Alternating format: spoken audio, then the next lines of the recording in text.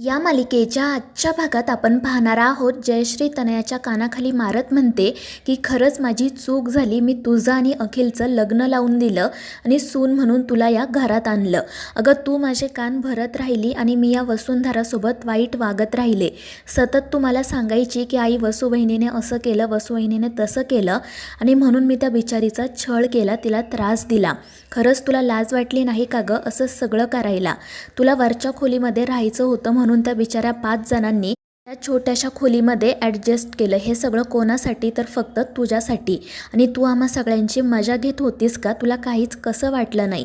तू भावाभावांमध्ये भांडणं लावली, या घराचे पेपर्स तुझ्या आईला द्यायला निघाली.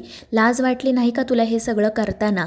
अगं तुला हवं म्हणून मी लाखभर रुपयाचं हळदी कुंकू केलं आणि मग ती अखिलला म्हणते की अखिल बघतोयस ना, या बाईने लग्नात सुद्धा आपल्याला 50 लाखांचा गंडा घातला आणि इतकंच नाही तर बनीला किडनॅप करून आपल्याकडून यांनी 1 कोटी रुपये सुद्धा घेतले. आणि ते ऐकून तनया हात जोडून रडतच म्हणते की आई मला माफ करा, तुम्ही द्याल ती शिक्षा मला मान्य आहे. आणि त्यावेळी जयश्री म्हणते की तुला शिक्षा मान्य आहे ना, मग ठीक आहे, तुला एकच शिक्षा आहे, ती म्हणजे आता तू या घरातून निघून जायचं. तुझी सावलीसुद्धा मला माझ्या घरावर नको आहे. आणि ते ऐकून तनया तर खूपच घाबरते आणि जयश्रीला समजवण्याचा प्रयत्न करते, पण जयश्री तिचं काही ऐकत नाही आणि ती तेथून निघून जाते. तर तनया माधवरावांच्या पायाशी बसत म्हणते की बाबा तुम्ही तरी आईंना समजवा ना, माझ्याकडून चूक झाली. पण माधवराव तर तिच्याकडे बघतही नाही आणि ते सुद्धा तेथून निघून जातात. त्यानंतर तनया अखिलकडे जातो तर तो तिला झिडकारतो आणि तेथून निघून जातो. त्यामुळे मग तनया भास्करकडे आणि अवनीकडे जाते, मात्र ते दोघे तिच्याशी काही न बोलता सरळ त्यांच्या खोलीत निघून जातात. त्यामुळे तनया तर पूर्णपणे खचून जाते आणि रडू लागते. आकाश आणि वसुंधरा तिच्याकडे पाहत तिथेच उभे असतात. दुसरीकडे ती डॉक्टर बाहेर आल्यानंतर लगेच विशाखाला कॉल करते. विशाखा तिला विचारत असते की काय झालं, पेपर्स मिळाले का? तर ती डॉक्टर सांगते की नाही मॅडम, खूप मोठा प्रॉब्लेम झाला आहे. आणि मग ठाकूरांच्या घरी जे काही घडलेलं असतं ते सगळं ती विशाखाला सांगते. आणि ते ऐकून विशाखाच्या पायाखालची जमीनच सरकते. ती खूप घाबरलेली असते आणि रागातच म्हणत असते की माझ्याकडे शेवटचा मार्ग उरला होता, पण त्या वसुंधराने तो सुद्धा संपवला. त्या आकाशच्या ऐवजी मी वसुंधरालाच मारून टाकायला हवं होतं, म्हणजे निदान माझ्या मार्गातला अडथळा तरी दूर झाला असता. आणि तिचं असं बोलणं ऐकून सदानंद तर खूपच चिडतो. पण तरीही तो विशाखाला समजवण्याचा प्रयत्न करत असतो, पण ती काही ऐकून घेण्याच्या मनस्थितीमध्येच नसते. उलट ती सदानंदाला असं म्हणते की पटकन बॅग भरायला घे, आपण कुठेतरी निघून जाऊ, नाहीतर ते ठाकूर आपल्याकडे पोलीस पाठवतील. तर सदानंद म्हणत असतो की पोलीस तर इथे येणारच आहेत आणि तू ज्या लोकांकडून कर्ज घेतलं आहे ना, ते सुद्धा कधीही आपलं घर ताब्यात घ्यायला इथे येतील. मात्र विशाखा म्हणते की त्याआधीच आपण इथून कुठेतरी दूर निघून जाऊयात, आता मला इथे राहायचं नाही. तर सदानंद तिला म्हणतो की असं काहीतरी करण्यापेक्षा तू स्वतःहून पोलिसांपुढे सरेंडर हो. पण विशाखा काही ऐकत नाही आणि लगेच तिची बॅग भरण्यासाठी निघते. तर इकडे अखिलही तनयाचे कपडे एका बॅगमध्ये भरत असतो. तनया त्याची माफी मागत असते, म्हणत असते की अखिल एकदा माझं ऐकून घे. पण तो मोठ्याने ओरडून म्हणतो की चूप बस, अगं तुला लाज वाटत नाही का? तू प्रेग्नन्सीचं नाटक कसं काय करू शकते? आम्ही सगळेजण किती आनंदामध्ये होतो, तू मात्र आमची मजा घेत होती. मला आत्ता कळतंय की फक्त तुझ्यामुळे मी घरातल्यांसोबत इतका वाईट वागत होतो, तुझ्यामुळे आम्हा भावाभावांमध्ये फूट पडली. मला खरंच तुझी खूप लाज वाटते, तुझी लायकीच नाही आहे या घरात सून म्हणून राहण्याची. माझी चूक झाली, मी तुझ्यावर प्रेम केलं, तुझ्याशी लग्न केलं आणि तुला या घरात घेऊन आलो. आणि ते ऐकून तनया रडतच म्हणते की अखिल प्लीज मला माफ कर, एक शेवटची संधी दे, मी पुन्हा असं नाही करणार. पण अखिल म्हणत असतो की जशी तुझी आई फ्रॉड आहे ना, तशीच तू सुद्धा फ्रॉड आहे आणि आता मला तुझं तोंड बघायची सुद्धा इच्छा नाही आहे, त्यामुळे या घरातून चालती हो. पण तरीही तनया त्याची माफी मागत असते, पण अखिल तिचं काही ऐकून घेत नाही आणि तो तिच्या हाताला धरून बाहेर जाण्यासाठी निघतो. दुसरीकडे भास्कर आकाशचे आभार मानत म्हणत असतो की आकाश, खरं तर ना तूच आमचा मोठा भाऊ आहे. तू जर योग्य वेळी या सगळ्याचा पाठपुरावा केला नसताना तर काय घडलं असतं याचा मी विचारही करू शकत नाही. आपण कष्टाने कमावलेलं हे सगळं काही क्षणात मातीत मिसळलं असतं. आणि त्यानंतर अवनीसुद्धा आकाशचे आभार मानते. तर आकाश म्हणत असतो की दादा वहिनी, हे फक्त माझ्या एकट्यामुळे नाही तर वसुंधरांमुळे शक्य झालं आहे. त्यांनी या सगळ्याचा पाठपुरावा केला आणि म्हणून सत्य समोर आलं. आणि त्यानंतर भास्कर अवनी तिचेही मनापासून आभार मानतात. तितक्यात त्यांच्या पुढे एक बॅग येऊन पडते आणि त्याच्या पाठोपाठ अखिल आणि तनयासुद्धा त्या ठिकाणी येतात.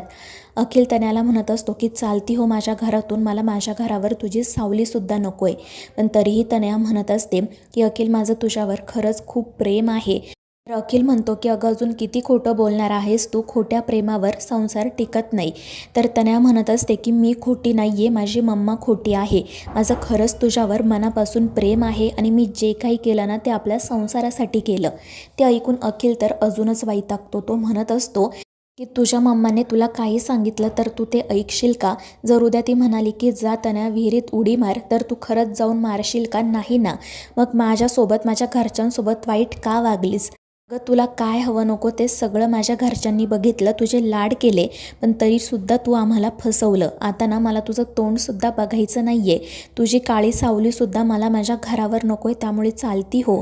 पण तरीही तनया भास्कर आणि अवनीकडे जात त्यांच्याकडे मदत मागते, पण ते दोघे तिच्याकडे पाहतही नाही. त्यानंतर तनया आकाशकडे जाते, पण तो देखील तिच्यासोबत बोलत नाही. आणि मग तनया वसुंधराकडे जाते, तिच्या पाया पडते आणि म्हणते की वसुवहिनी मला माफ कर, पण प्लीज अखिलला समजाव, मला हे घर सोडून नाही जायचं. मात्र अखिल म्हणतो की ठीक आहे, मग मी सुद्धा तुझ्या सोबत येतो, मी हवं तर या घरातून बाहेर पडतो, पण मला आता तू या घरात नको आहे. आणि तो बाहेर जाण्यासाठी निघतो, पण तितक्यात वसुंधरा त्याला थांबवते. ती म्हणत असते की अखिल भाऊजी तुम्ही कुठेही जायचं नाही आहे, आता या घरातून फक्त एकच व्यक्ती बाहेर जाणार आणि ती म्हणजे तनया. ते ऐकून तनया वसुंधराचे पायच पकडते आणि म्हणते की वसुवहिनी तू जे सांगशील ते मी सगळं ऐकेल, प्लीज मला माफ कर, या घरातून बाहेर काढू नको. पण वसुंधरा म्हणत असते की नाही तनया, आता तुझ्या चुकांना मी माफी नाही देऊ शकत. आता आम्ही सगळ्यांनी ठरवले की तुला या घरात नाही ठेवायचं, आता मीच तुला तुझ्या आईकडे सोडून येते. आणि मग ती तनयाच्या हाताला धरूनच तिला घरातून बाहेर घेऊन जाते. कोणीही काहीच बोलत नाही. दुसरीकडे सदानंद घर सोडून जाण्यासाठी तयार नसतो. विशाखा म्हणत असते की तुला नाही यायचं ना, ठीक आहे बस इथे, पोलीस येतील आणि तुलाच कोठडीमध्ये टाकतील. तर सदानंद म्हणत असतो की पोलीस असं काही करणार नाही, कारण मी काही चुकीचा वागलो नाही आहे. ते माझी फक्त चौकशी करतील आणि जेव्हा ते चौकशी करतील ना तेव्हा मी त्यांना सांगेल की विशाखाला लवकरात लवकर शोधा आणि तिला योग्य ती शिक्षा द्या. आणि ते ऐकून विशाखा खूप चिडते. तितक्यात तनया रडत त्या ठिकाणी येते आणि तिची अवस्था बघून हे दोघेही जण घाबरतात. आणि मग त्यानंतर वसूसुद्धा त्या ठिकाणी येते. विशाखाची बॅग बघून ती म्हणते की काय विशाखा मॅडम, पळून निघालात की काय? आणि ते ऐकून विशाखा खाली मान घालते.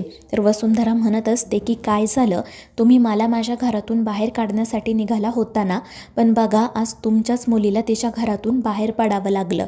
मी याआधी तुम्हाला अनेकदा समजवण्याचा, वॉर्निंग देण्याचा प्रयत्न केला होता, पण तुम्ही माझं ऐकलं नाहीत.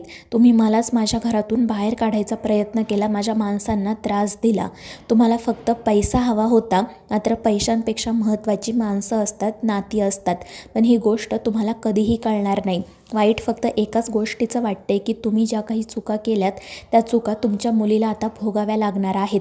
तुमच्या चुकीमुळे तिचा संसार उद्ध्वस्त झाला आहे. आणि ते ऐकून विशाखाला तिच्या चुकीचा पश्चाताप होतो. सदानंदाला देखील खूप वाईट वाटत असते. तर वसुंधरा म्हणत असते की विशाखा मॅम, तुम्हाला माहिती आहे का, मी त्या घरातून बाहेर का नाही पडले, कारण मी नेहमी ते घर जोडून ठेवण्याचा प्रयत्न केला आणि त्यामुळे मी त्या घरात टिकले आणि तुमच्या मुलीला घर सोडावं लागलं. आणि ते ऐकून विशाखा रडतच वसूपुढे हात जोडताना म्हणते की वसुंधरा मला माफ कर, माझी खरंच चूक झाली, पण तुला माहिती आहे ना गं मी असं का वागले. मला पैशांची हाव कधीच नव्हती, पण जयश्रीने माझ्यासोबत जे काही केलं ना त्यामुळे मी खूप चिडले होते. मला फक्त बदला घ्यायचा होता. तिच्यामुळे जी झळ मला सोसावी लागली होती ती झळ मला तिला सोसताना बघायचं होतं. आणि खरं तर माझा तुझ्यावर आणि आकाशवर राग नव्हता, पण मला असं वाटायचं की जर मी तुम्हा दोघांना त्रास दिला तर जयश्रीलासुद्धा त्रास होईल, म्हणून मी तुम्हा दोघांनाही त्रास देण्याचा प्रयत्न केला. खरंच मी खूप मोठी चूक केली आहे, मात्र यामध्ये माझ्या तनयाचा काही दोष नाही आहे गं. तिचा संसार सुखाचाच व्हावा एवढीच माझी इच्छा आहे. आणि ती वसूपुढे हात जोडते, तिची माफी मागते. तर वसुंधरा म्हणत असते की तुम्हाला तुमच्या चुकीचा पश्चाताप झाला आहे हे ठीक आहे, पण माफी माझी नाही मागायची. आणि ते ऐकून विशाखा विचारते की मग कोणाची माफी मागू मी? तर वसुंधरा म्हणते की ते सांगेल मी. तर मित्रांनो, या मालिकेच्या पुढील भागांच्या अपडेटसाठी आपल्या चॅनेलला सबस्क्राईब करा.